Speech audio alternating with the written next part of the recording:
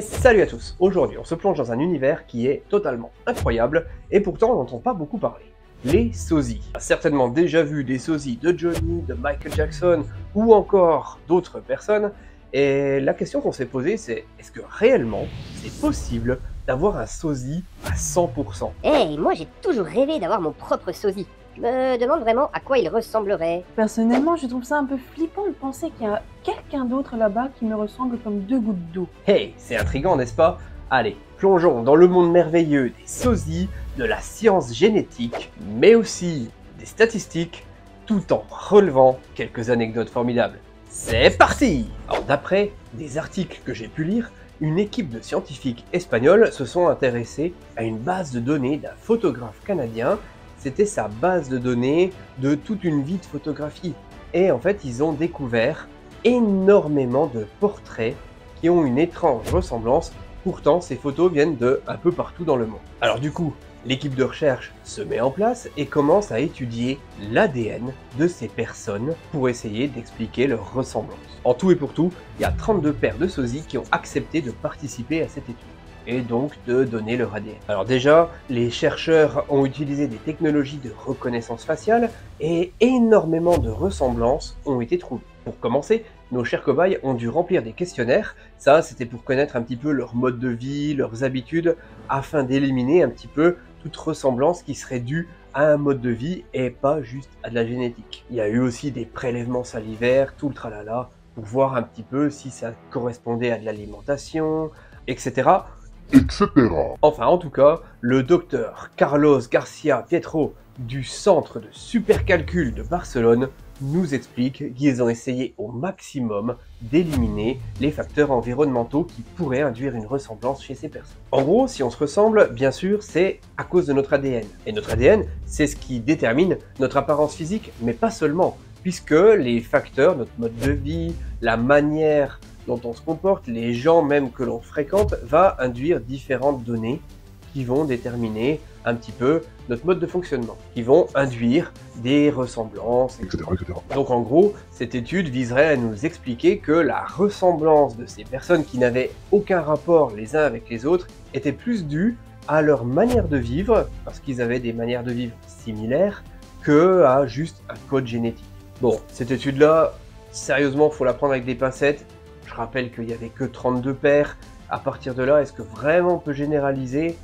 Bon, c'est un petit peu faible, hein. Par contre, c'est quand même intéressant de se dire que parce que tu évolues dans un milieu social précis, eh bien tu vas ressembler aux individus de ce milieu social. Et en gros, si tu vis avec des châtelains dans un château, tu vas ressembler à un châtelain dans un château. Est-ce qu'on a déjà pu trouver des sosies de quelqu'un avec une base de données d'ADN? Il y a une vieille histoire qui s'est passée en 2017 qui nous dit bien qu'il faut faire attention à la ressemblance des visages. Je m'explique. Une veille de Noël, dans le quartier de Bowness à Calgary, eh bien on va retrouver un poupon mort dans un container. Alors, quelle horreur, certes, mais c'est pas le sujet. À l'époque, on ignore complètement qui est la mère. Par contre, on retrouve sur le poupon eh bien, des traces d'ADN. La police décide donc de faire appel à une société américaine spécialisée dans l'ADN. Cette société n'est autre que Parabon Nanolabs, qui va établir, à partir de l'ADN retrouvé sur le poupon, un portrait robot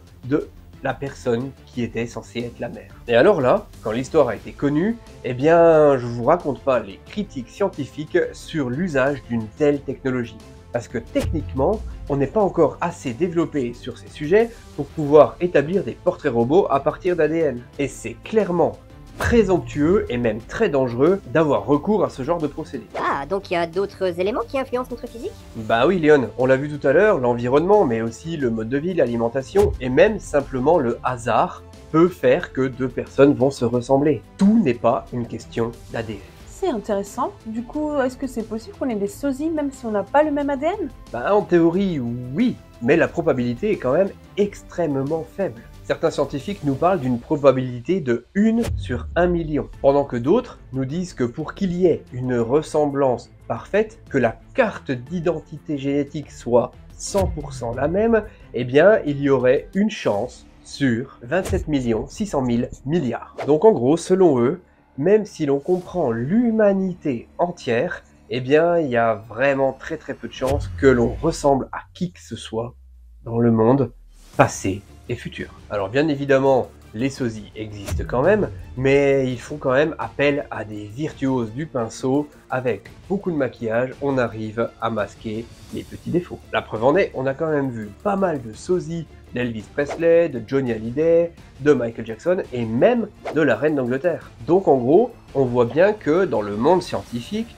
eh bien on n'est pas vraiment d'accord sur déjà ce qu'est un sosie et sur quels critères on se base pour déterminer si les sosies existent réellement ou pas. Et là, normalement, tu arrives au moment où tu vas me dire « Oui, mais les jumeaux, nanani, nanana ». Les jumeaux, parlons-en. Il y a un autre article scientifique qui explore le lien entre la génétique et les sosies. Et notamment avec ce que l'on sait sur le cas des jumeaux. D'ailleurs, c'est ce genre d'étude qui a permis d'établir un lien entre la génétique et les éventuelles ressemblances entre les jumeaux. Quand je parle de jumeaux, je parle de vrais jumeaux. On parle vraiment de vrais jumeaux. Et en gros, des jumeaux partagent quasiment tous les mêmes gènes. Et j'ai bien dit quasiment, parce qu'il y a quand même de toutes petites variations qui expliquent des fois des divergences dans leur apparence, que ce soit de la couleur ou que ce soit des formes. Mais encore une fois, faut-il que les jumeaux aient les mêmes habitudes de vie pour qu'ils se ressemblent complètement? Je prends un exemple tout bête, deux jumelles, une a l'habitude de ne pas trop manger et de faire du sport, l'autre a l'habitude de beaucoup manger et de ne pas faire de sport, eh bien on va voir apparaître des différences physiques, c'est normal. Donc on peut bien comprendre que le mode de vie, notre environnement, eh bien interagit avec notre apparence physique.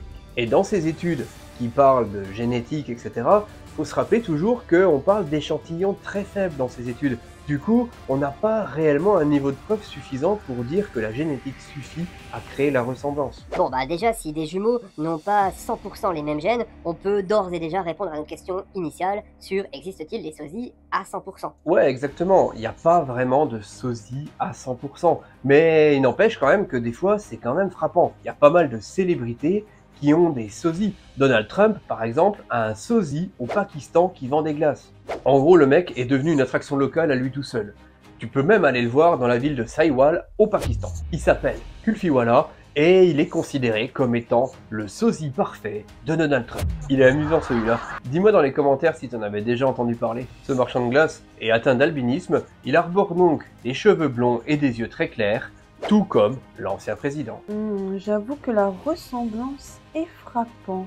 Et je sais pas si tu es au courant, mais la famille royale britannique a souvent recours à des sosies. T'imagines bien que c'est pour assurer leur sécurité. Il y en a une en particulier, Lady Hagan, qui est célèbre pour être la sosie parfaite de la princesse de Galles. C'est en 2011 que son entourage lui a dit à quel point elle ressemblait à la princesse, et effectivement, elle était réellement pareille. À l'époque, elle était serveuse et elle décide de contacter une agence spécialisée dans les sosies.